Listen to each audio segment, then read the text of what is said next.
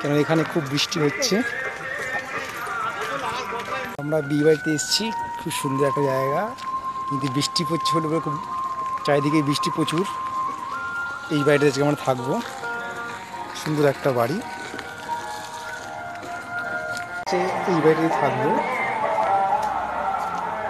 খুব সুন্দর গ্রামের বাড়ি দেখার মতন, ঠাকুর আছে।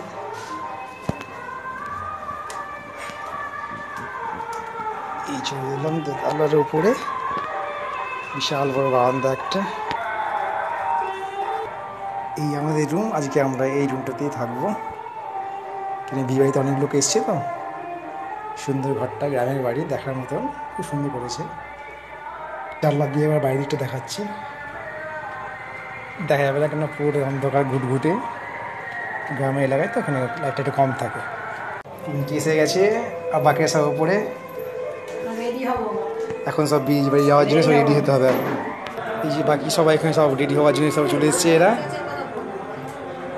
এখন রেডি হয়ে গেছে, একজন এখানে রেডি হচ্ছে, এদিকে মিঠু দিদি কী সব বের করছে, এদিকে পূজার মা, পূজা রেডি। এবার সবাই মিলে এখন আমরা বিয়ে বাড়ির দিকে রওনা দেবো। পাশেই বিয়ে বাড়িটা, খুব একটা দূরে নয়।